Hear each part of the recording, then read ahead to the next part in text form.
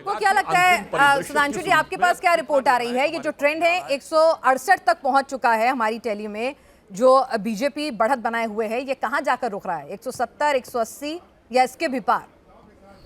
देखिए, हमारा तो अनुमान ये है कि ये भारतीय जनता पार्टी के पक्ष में प्रभावी और प्रचंड रूप से दिखाई पड़ेगा। बस तो कोई फिगर, कोई नंबर नहीं दे रहे हैं देवेंद्र। अभी शुभेंदु जी को हम लोग सुन रहे थे, वो कह रहे थे हिंदू ईवीएम, बीजेपी, मुस्लिम ईवीएम, टीएमसी, क्या ये इलेक्शन अभी तक जो इंडिकेशन है, क्या ये इलेक्शन उसी चीज का नतीजा है? देखिए देवेंद्र जी, 2021 के चुनाव में ये किसने बोला था कि हमारी तो गिनती 31 से शुरू होती है? तृणमूल के मुख्य रणनीतिकार प्रशांत किशोर जी ने।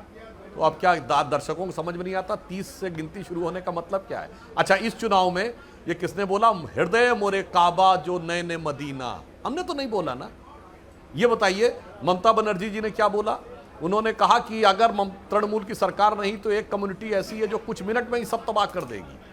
तो ये जिस ढंग का नैरेटिव इन्होंने बनाने का प्रयास किया, अब बताइए बाबरी मस्जिद बन रही है, बंगाल से कोई लेना देना नहीं है बाबर का, मतलब उज्बेकिस्तान में पैदा होकर अफगानिस्तान में मर गया, दिल्ली तक आया और बन रही है, और सीधे सीधे कहा जा रहा है चूंकि यहां मुस्लिम मेजॉरिटी है इसलिए बन रहा है। तो इस चुनाव को हिंदू और मुस्लिम बनाने का प्रयास। फिर सुनिए, रामनवमी और रमजान एक साथ पड़ जाएगा तो ममता जी कहेंगी कि मुसलमान रमजान में कोई गलत काम नहीं करता है और रामनवमी के समय हिंदू ध्यान रखे, जबकि 16 अगस्त 1946 रमजान का 17वां रोजा था। वो खैर उनको बंगाल का इतिहास नहीं पता तो एक अलग बात है। इसलिए हम, और फरहाद हाकिम वो अपनी कॉन्स्टिट्यूंसी को दिखाएगा, पाकिस्तानी पत्रकार को कहेगा दिस इज मिनी पाकिस्तान। वो तो हो क्या रहा था, इसके लिए आप दोष भारतीय जनता पार्टी को देने का प्रयास करेंगे। मुझे लगता है भारतीय जनता पार्टी ने राष्ट्रवाद के विषय को उठाया और ये लोग पूरी तरीके से, मतलब मैं एक और बात कहूंगा, तमिलनाडु में भी जो दिखाई पड़ रहा है, तमिलनाडु का चुनाव हुआ, वहां पे क्या कॉन्फ्रेंस हुई थी? कॉन्फ्रेंस हुई थी, कोई बयान नहीं था। इरेडिकेशन ऑफ सनातन धर्म, यानी हिंदू धर्म का समूल नाश। तो मैं अगर अंदर लाइटर नोट कहूं कि प्राचीन काल में जब हिंदू राजा आते थे तो एक उद्घोष होता था, गो ब्राह्मण पालक धर्म ध्वजा संरक्षक। अब मेरे लगता है कि जब ये इंडी गठबंधन वाले नेता आए तो ये उद्घोष होना चाहिए, मुल्ला मौलवी प्रतिपालक, सनातन धर्म विध्वंसक, घुसपैठिया संरक्षक, जलवा अफरोज हो रहे हैं। अब आप कहेंगे ये तो मैंने रेटोरिक बोल दिया, तो मैं फैक्ट बोलता हूं। पश्चिम बंगाल की सरकार ने जो अभी लेटेस्ट अंतिम बजट दिया उसमें इंडस्ट्रियल डेवलपमेंट के लिए 1100 करोड़ रुपए, साइंस एंड टेक्नोलॉजी के लिए 180 करोड़ रुपए और मौलवी और मदरसों के लिए 5713 करोड़। मैं फिर रिपीट कर रहा हूं, इंडस्ट्रियल डेवलपमेंट के लिए 1100 करोड़ और मौलवी, मुअज्जिन और मदरसे के लिए, मुअज्जिन वो जो अजान लगाता है, 5713 करोड़। यानी तृणमूल कांग्रेस ने ही अपने विचार को मां, माटी, मानुष से हटाकर मौलवी, मुअज्जिन और मदरसा पे जाके लेके खड़े हुए। तो जो कुछ किया है उन्होंने किया है और जो कुछ परिणाम है ये उनके कर्मों के। चलिए, तो पोलराइजेशन उन्होंने किया और उन्हीं को वो अपना बोया खुद भुगत रही हैं। और जिस तरह से बीजेपी के लिए कहा जा रहा था कि वो अगर हिंदू वोट बैंक में सेंधमारी कर जाएगी तो फिर सत्ता के करीब ही नहीं, वो बम्पर मेजोरिटी से भी पश्चिम बंगाल में कमल खिला सकती है। एक बात और बताना चाहता हूं, एक मैं और कहना चाहता हूं, भारतीय जनता पार्टी के अलावा जो मोदी जी के नेतृत्व में बाकी सब सुविधा की राजनीति करते हैं। हर राज्य में 15% से लेकर 30% मुसलमान हैं। पहले वो इंटैक्ट कर लो अपीसमेंट करके, फिर कोई एक बड़ी जाति जो 8, 10, 12% हो उस राज्य में उसको पकड़ लो। तो यानी हिंदुओं को जात में लड़ाओ, मुसलमानों को सर पर चढ़ाओ, उसके बाद सत्ता पे कब्जा बनाओ, उसके बाद परिवार वाले पैसा कमाओ और फिर जाके विदेश में घूम के आओ, 2-4 बार भारत विरोधी बयान दे के आओ। तो ये जो सुविधा की राजनीति थी वो मॉडल यहाँ के ऊपर। सुधांशु जी, ये नतीजे जो हैं अखिलेश की भी चिंता बढ़ा रहे होंगे 2027 के लिए। जो आप बात कह रहे हैं उसी को आगे बढ़ा दूं तो कोई बड़ी बात नहीं है कि उनकी भी टेंशन यहाँ पर हाई हो गई है। लेकिन इस बीच एक और डेटा, मैंने तो हाँ बोलिए बोलिए। देखिए, अखिलेश जी का भी टेम्पलेट यही है, ये हरियाणा से लेके और दक्षिण तक, कर्नाटक तक है, वही उत्तर प्रदेश, पंजाब में। मैंने कहा ना, पहले कट्टरवादी तत्वों के द्वारा उनको मुस्लिम वोट बैंक का थोक विक्रेता मानकर उनसे एक डील करो, फिर एक कोई जाति जो उस राज्य में भारी संख्या में हो उसके साथ मिलकर जातिवाद का विषय लो, और बड़ा आसान है, हिंदुओं को जाति में तोड़कर एक दो जाति वहां की और 100%, मतलब जिसे CDMA कहते हैं, जैसे हम GSM मोबाइल कहते हैं ना, the global system of mobile. तो पहले जमाने में CDMA आता था, कोड डिवीजन मल्टीपल एक्सेस, वो नहीं। यहां CDMA क्या है? Caste divide and Muslim appeasement, यानी हिंदुओं में कास्ट डिवाइड और उसके बाद मुस्लिम अपीजमेंट। तो जो टेम्पलेट बुआ जी का था वही जो है अखिलेश जी का भी है। और सुधांशु जी, क्योंकि आपका हिस्ट्री में भी आपकी बहुत रुचि रहती है, भारतीय कला संस्कृति सभ्यता इसमें रुचि रहती है, तो उस हिसाब से बंगाल को समझें तो शायद कई सौ सालों के बाद कोई, अगर यही इंडिकेशन बरकरार रहता है, तो कोई ऐसी सरकार आएगी जो कि खुलेआम हिंदुत्व की बात कर रही है। कितना खास है ये? देखिए, आपने बहुत गंभीर बात कही। अब यहाँ मैं बताना चाहता हूँ, 16 मई 2014 को जब मोदी जी के नेतृत्व में हमें स्पष्ट बहुमत मिला, तो 18 मई 2014 को लंदन से निकलने वाले अखबार संडे गार्डियन ने अपना एक एडिटोरियल छापा जिसका शीर्षक था India second tryst with destiny, और उसमें उसने ये लिखा कि 16 May 2014 should be remembered in Indian history as the day on which Britishers finally left India. ये बहुत गंभीर बात थी। उसने कहा कि पहली बार एक ऐसे विचार के हाथ में सत्ता, इससे पहले जिन दलों के हाथ में सत्ता रही उनके विचार ब्रिटिश उपनिवेशवादी विरासत से प्रेरित थे अथवा वो उसके संवाहक थे।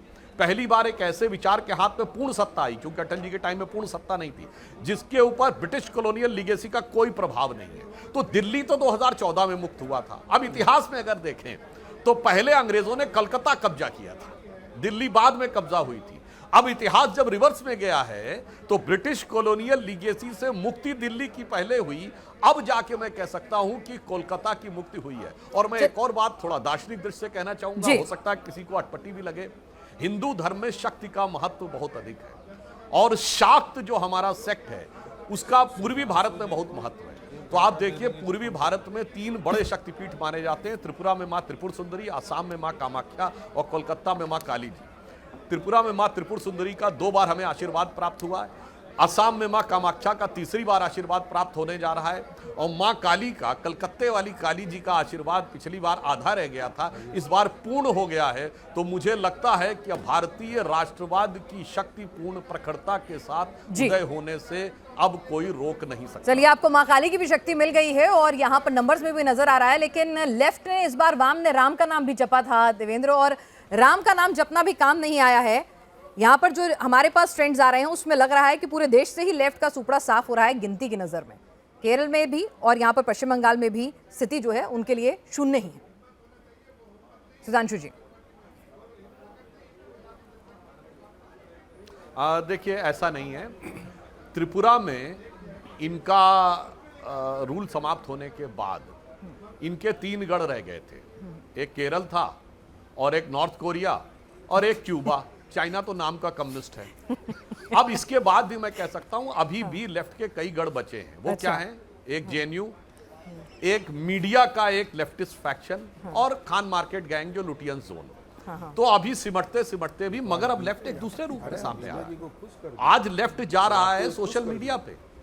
अब जो उसका लक्ष्य है ना कि भारत में कैसे लड़ाई लगवानी है, भाषा पे, प्रांत पे, क्षेत्र पे, जाति पे, अब वो अल्ट्रा लेफ्ट और अल्ट्रा जो ये नक्सल्स वाले लोग हैं, चूंकि अब नक्सलवाद भी गृह मंत्री जी ने समाप्त कर दिया, तो अब ये रूप बदल कर, जैसे रावण रूप बदल कर आया था, अब ये दूसरे प्रकार के रूप बदल के आने की बात करते हैं, और ये विविधता के नाम पर भारत में विभाजकता की बात करते हैं।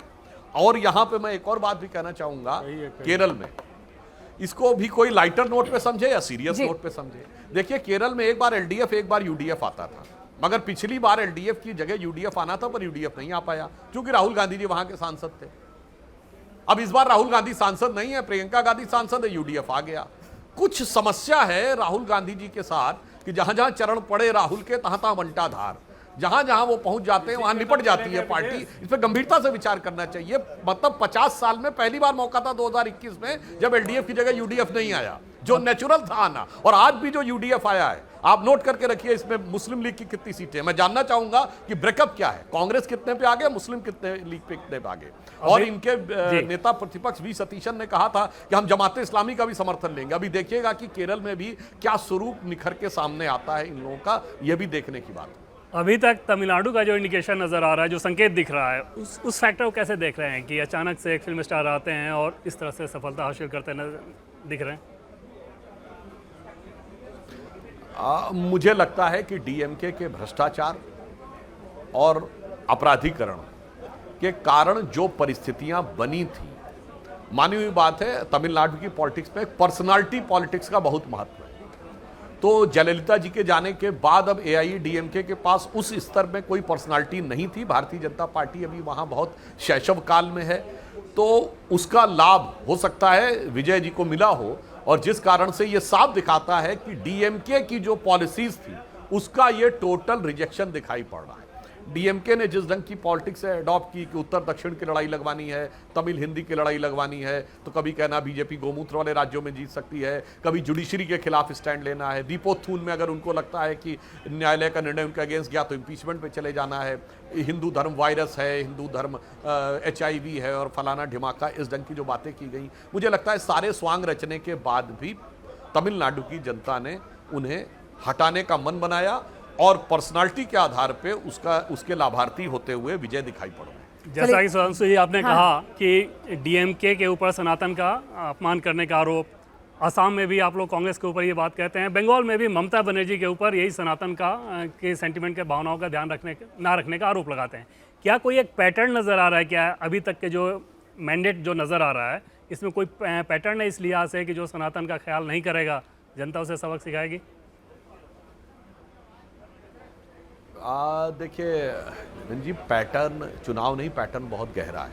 आपने प्रश्न पूछा तो मैं पैटर्न बताता हूँ। 2014 में भारतीय जनता पार्टी की केंद्र में सरकार बनने के बाद बहुत सी एंटी इंडिया फोर्सेस थोड़ा कॉशियस हुई कि ये नेशनलिस्ट फोर्सेस इतनी स्ट्रांग भारत में नहीं होनी चाहिए। आप याद करिए, जब अटल जी की भी सरकार आई थी तो उन्हें डर था और हमने परमाणु विस्फोट कर दिया था। मोदी जी के आने के बाद भारत का era of soft state over हो गया, हमने बालाकोट सर्जिकल स्ट्राइक को किया, तो इनको लगा कोई बात नहीं, तुक्का लग गया होगा, बाई चांस आ गए, अगली बार नहीं आएंगे। और 2018 में आप याद करिए, हम 4 चुनाव हारे थे, कर्नाटक, मध्य प्रदेश, राजस्थान, छत्तीसगढ़, तो इन्हें लग रहा था 2019 में तो हम ही जाएंगे, मतलब बीजेपी हार जाएगी। जब 2019 में हम 303 सीटें पाके आ गए, तब ये anti India, anti Hindu forces international level पे सक्रिय हुई, और मैं सब प्रमाण बोल रहा हूं। उसके बाद आप याद करिए, तुरंत ये शाहीन बाग शुरू हो गया, वो तो कोविड आया। कोविड के बाद मार्च 2021 में यूरोप में एक हेनरी लूसी फाउंडेशन है जिसमें कॉन्फ्रेंस होती है और मिस्टर क्रिस्टोफर शेरनेट को लगभग $4 लाख दिए जाते हैं एक रिपोर्ट बनाने के लिए कि जो हिंदुत्व का राइज हो रहा है भारत में, इसको कैसे टैकल करना है। और उसमें निष्कर्ष आता है जात का मुद्दा उठाना है और जात के मुद्दे को उठाकर हिंदू धर्म में लड़ाई करवानी। मार्च 2021, सितंबर 2021 अमेरिकन यूनिवर्सिटीज में एक कॉन्फ्रेंस होती है डिसमेंटलिंग ग्लोबल हिंदुत्व, और आप देखिए मार्च 2021 के बाद ही कांग्रेस ने यह मुद्दा उठाना शुरू किया। मैं चैलेंज करके कहता हूं 2020 से पहले कभी दिखाइए कास्ट सेंसस का मुद्दा उठाया हो राहुल गांधी ने। अब आइए 2022 में तमिलनाडु में इरेडिकेशन ऑफ सनातन धर्म शुरू होता है और वो कंटिन्यूअस कॉन्फ्रेंस होती है और हर साल उसकी भाषा तीखी होती चली जाती है। और उसके बाद आप देखिए 2024 आते आते वो डेंगू, मलेरिया, वायरस, फिर 2022 में कहीं रामचरितमानस फाड़ना, कहीं कुछ करने की बात करना, कहीं मनगढ़ंत आधार के ऊपर हिंदू समाज में लड़ाई लगवाने का प्रयास करना, तो फिर कभी भाषा के ऊपर लड़ाई। तो ये एक टेम्पलेट थी जिसमें विदेशी शक्तियां पूरी तरीके से सक्रिय हैं, जो नहीं चाहती। अब इसमें सिर्फ इतनी टेम्पलेट नहीं है एंटी हिंदू। ये बताइए, कर्नाटक में जो हमारी एप्पल की फैक्ट्री थी उसी में बवाल हो गया क्योंकि वो चाइना से शिफ्ट होकर आई थी। इतना वर्कर अनरेस्ट हो गया, तोड़फोड़ हो गई, करोड़ों का सामान लूट लिया गया। अब बताइए ये जो नोएडा में हुआ, जिसमें पता चला 50 सोशल मीडिया अकाउंट 24 घंटे पहले बने थे और सब में लड़ाई लगवाने का प्रयास किया गया। तो ये एक भारी षड्यंत्र है और विपक्ष के नेता जाने में है या अनजाने में, तो वो जाने उनमें से कौन लोग जान के उस षड्यंत्र का हिस्सा हैं और कौन लोग अनजाने में षड्यंत्र का हिस्सा हैं।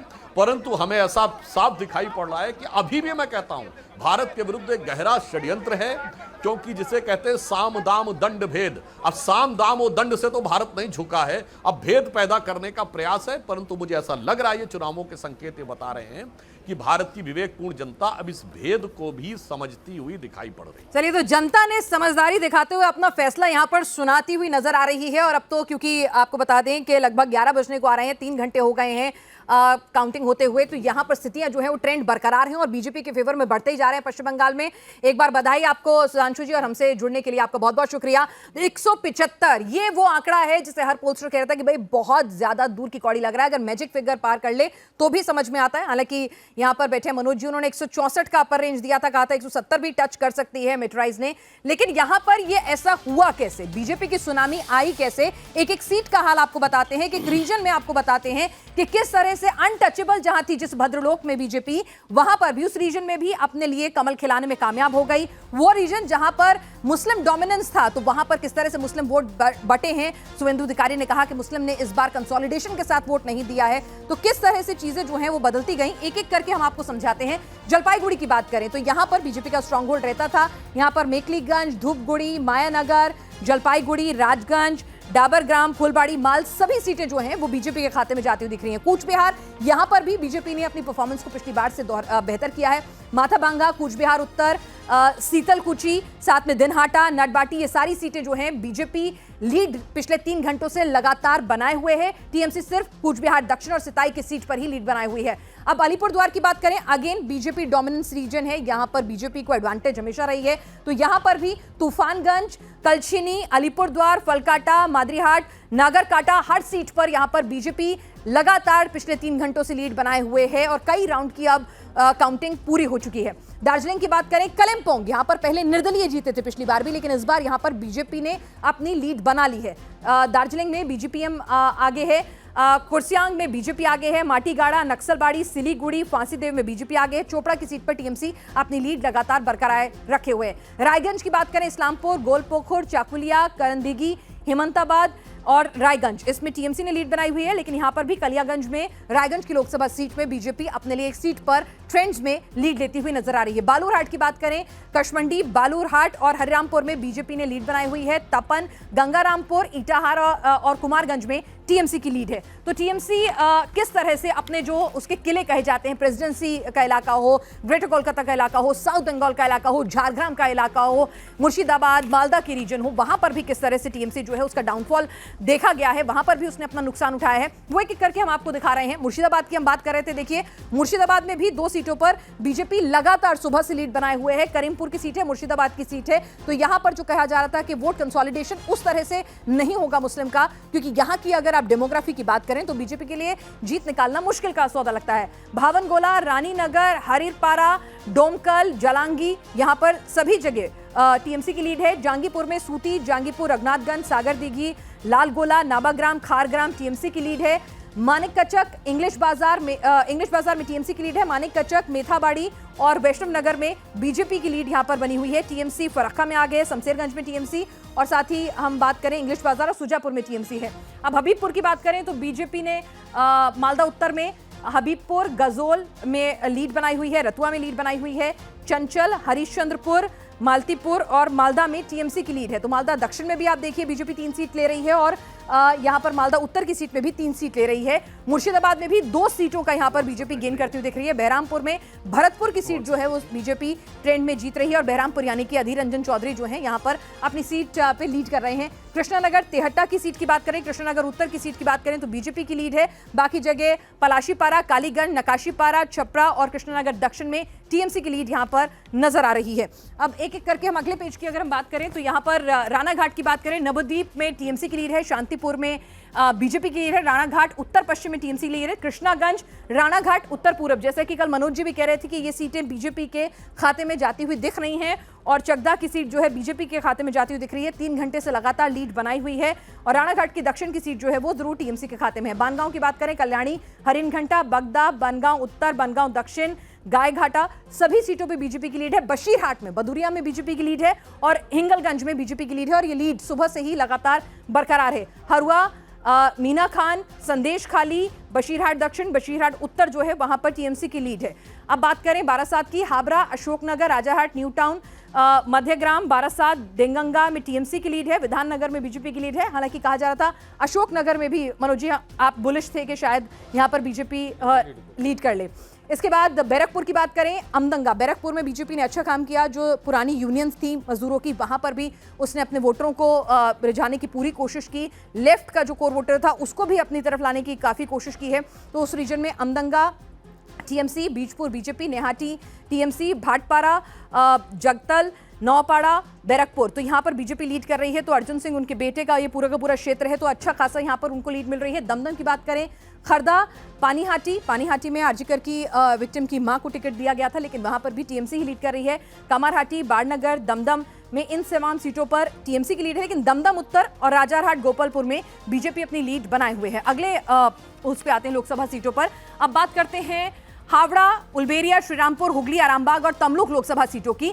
तो यहां पर कहा जाता था कि बीजेपी के लिए यहां पर अपने लिए इनरोड्स बनाना काफी मुश्किल काम है। अब आप हावड़ा की बात करें तो बल्ली, हावड़ा उत्तर, शिवपुर, ये सीटें बीजेपी लगातार लीड कर रही है। हावड़ा मध्य, हावड़ा दक्षिण, संकरकेल, पांचेला, यहां पर बीजेपी जो है वो अभी फिलहाल टीएमसी से पिछड़ रही है। उलबेरिया की बात करें, उलबेरिया पूरब, उलबेरिया उत्तर, उलबेरिया दक्षिण, श्यामपुर, बागनान, अमता, उदय नारायणपुर, बीजेपी। मनोज जी, आपने कहा था उलबेरियापुर वही जगह जहां पर हिंदू वोट कंसोलिडेशन होगा, मूर्तियां जहां सबसे ज्यादा तोड़ी गई, जहां पर सबसे ज्यादा रामनवमी के जुलूस और तमाम चीजों पर रोक लगाई गई, और नतीजा सामने है, सब कुछ भगवा हो गया है।